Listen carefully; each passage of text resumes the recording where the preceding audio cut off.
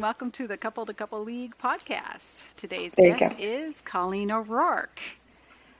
Can you tell us a little bit about the update, the app update? Sure. That's where my gift is now, is the technical lead for the new PeakDay app, and really getting to figure out how to transition from Cycle Pro Go to PeakDay. It's still using all the wonderful stuff that Cycle Pro Go has, but the look and feel of it is completely different, much more updated, easy to use, intuitive. There's little info bubbles to help people, if they're wondering what that is. There's so many things about it that are just going to be so much better and make it so much easier for women to be able to chart and to really visually see exactly what everything looks like. And they'll just be able to look at their phone, and it's going to be just so much easier to know where am I in my cycle and what I'm doing, and also encouraging little messages for them to chart every day and different things that we can do that we haven't been able to do with the older app. So still Cycle Pro Go, because I know a lot of people love Cycle Pro Go, so we don't want to say it's going away. It's just we're making it a lot better. We're improving it drastically, especially the way it looks and how you enter data.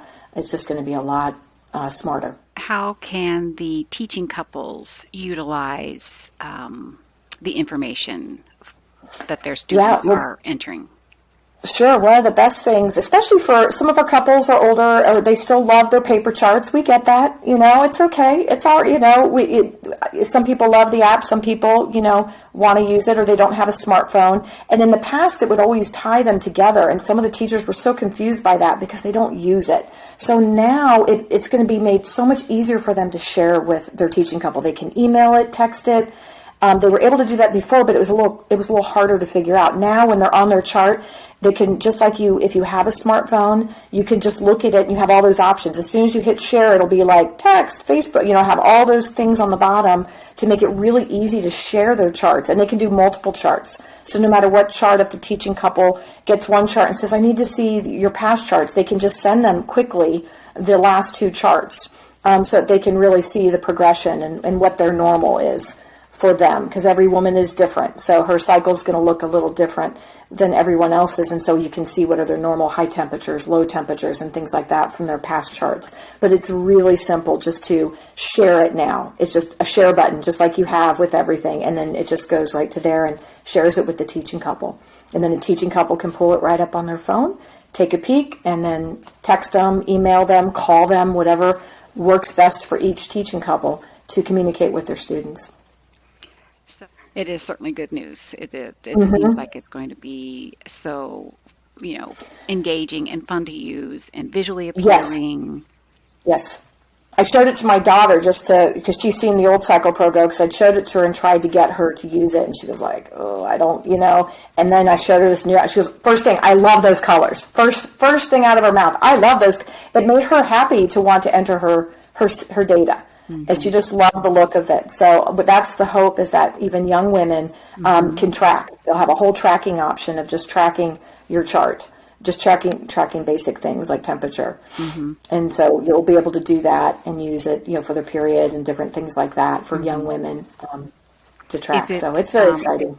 So for single women to utilize the app, is there like a different kind of part of it that they would use, or is it just basically? Yeah, it won't do the analysis. So instead of figuring out phase 1, 2, 3, because as a single woman, they don't need to really know that part. That's not what they're looking at. They're more looking at their periods. Are there, different things with the period that they can mark on there? So they're really tracking cycle length and things of that nature, which are really nice that they can share, and then they can easily share again their chart with a medical professional. It's like a new area that's going to really show like 6 of your cycles together really quickly, period length and what's going on, how long your cycle was, period, and stuff like that, to really help medical professionals to see if there is something that they want to look at, if maybe something's happening with a young woman.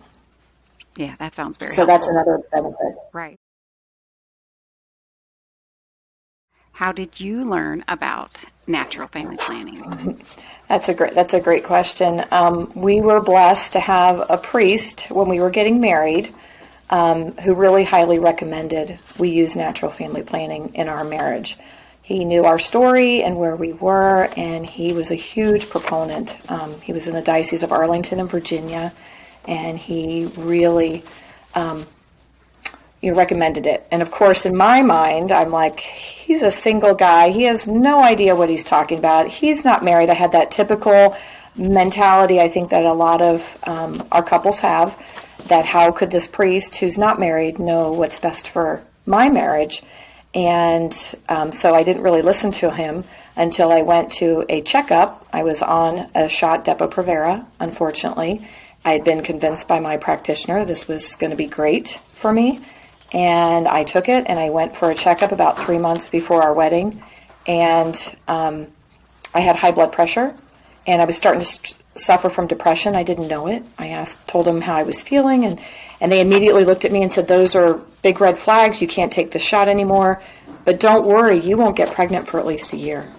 And I was shocked. I had no idea what I was putting in my body, no idea that I now couldn't get pregnant for at least a year, if ever. And so it was really heartbreaking. So we got married, and when we came back, there was in our church, our priest would help pay, so they would augment the cost of the class. And it was like $25 to learn NFP. And so Tom and I went, and there were, oh my gosh, at least 15 other couples. The teaching couple was there. They had, unfortunately, their sitter had backed out, so they had like 7 kids. So that was kind of like, whoa, that's a lot of kids, even though I'm in the middle of 7. But still, they were kind of running around. So we learned it for that class, and I went home and immediately started charting and loved it. Never looked back. Oh, that's amazing. So you started charting like right at the beginning of your marriage, Yes. and how has that impacted your married life? Can you say that it had an impact on your married life? I actually will tell people I think it saved our marriage. Our first child, it took us, because of the Depo-Provera and because of what it did to the lining of the uterus, we miscarried our first 3 children. So that alone was very, very difficult. But Tom was so supportive, and I think because of our communication and being open to life, he was just always there for me. And then when our first child was finally born, and that's another whole story because that was a healing that happened in San Giovanni Rotondo at Padre Pio. He wasn't a saint then. His tomb back in 1998, actually. But when we finally had Brian, we realized very quickly there was something different about him. And at the age of 3, he was diagnosed with autism. And even though he was very high functioning, very intelligent, there were a lot of behavioral issues.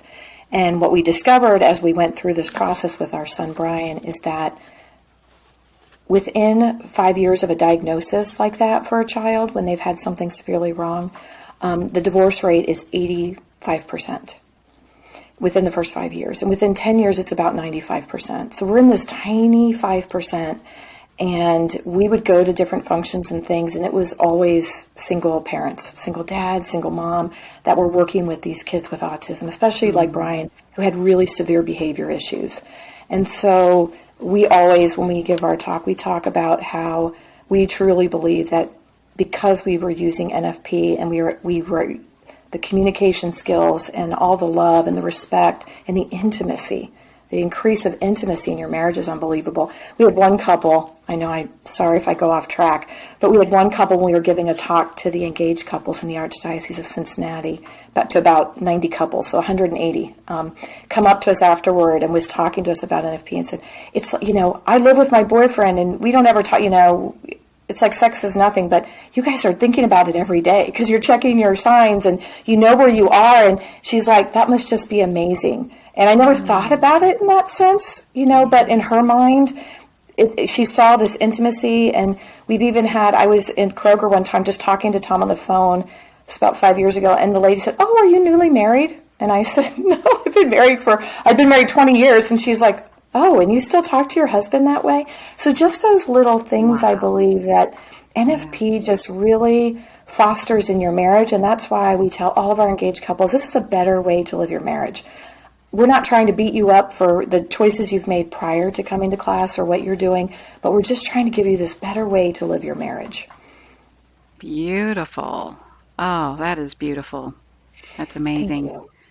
Does that lead somehow into why you and Tom became a teaching couple? Absolutely. Absolutely. It's amazing how God works. We actually, we got married in Virginia, and I had this little townhome that we had together, and then we were sent to Germany because I always thought it'd be fun to live in another country. Went back to Virginia, and then I decided, we had talked about this even beforehand, that I would stay home once we had children. So we came back with Brian from Germany and quit EDS and ended up moving to Ohio.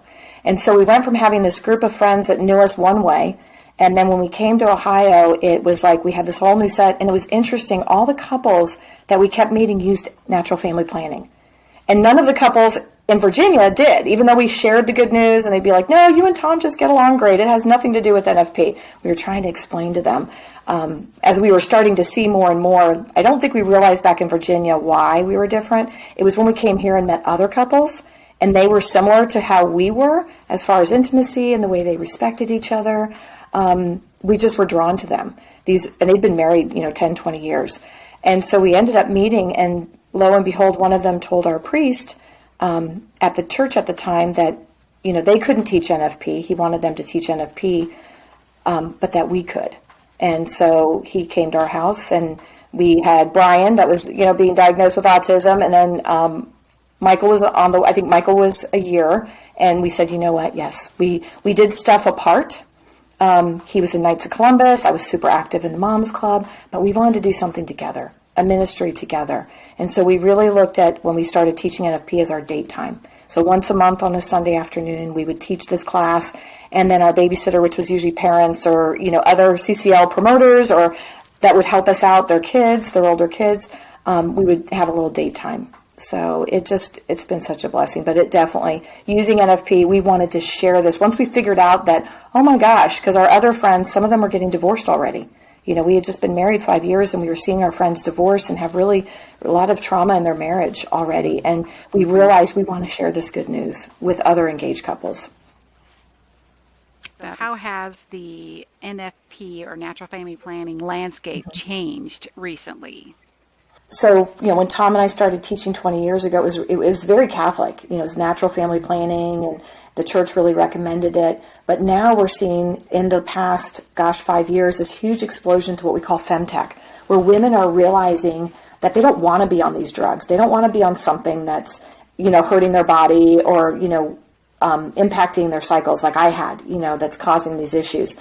And so many more women, so now they're going to more fertility awareness-based methods. So you're seeing not even just the Christian community really picking up and really wanting to use what we call FABM. So NFP is more of a Catholic term. Fertility awareness-based methods is more of what you're going to hear from the medical community. What you're going to hear from the secular community is they're really embracing these, what we call FABMs, and really wanting to learn more and more about what's going on. Women who have struggled with infertility, and they don't want to put all these drugs in them or use in vitro or do these things, and then they start charting, and immediately a doctor can read and say, oh goodness, you have a luteal phase deficiency, you have this going on with your body. So we are seeing just this huge, in the last 5 years, increase of femtech and more of the secular community that want to understand. These women now realize, I want to understand my body, and there are some just wonderful speakers out there that are in the secular world. A lot of them do have a Christian background, but several of them don't, and they are sharing this good news of how these fertility awareness-based methods are so much healthier for you, help you to truly understand what's going on with your body and why things are happening, and how you can naturally help your body become more fertile or achieve pregnancy, or if there's deficiencies. And then the doctors now are coming on board. You have facts that's really getting the good word out to all the medical community about using FABMs and how they really truly help women to understand what's happening with them. So I think that's one of the biggest changes I've seen since 20 years ago and 25 years ago, since I've been married, using NFP. Now when I mention it, more and more people, they know what it is. Before, we always called it the best kept secret, and that's not so true anymore. Yes. It's no longer the best kept secret. It's now becoming the norm, which is just, wow, what a gift. Well, thank you, Colleen, for everything, for spending time with me talking about natural family planning and couple-to-couple league.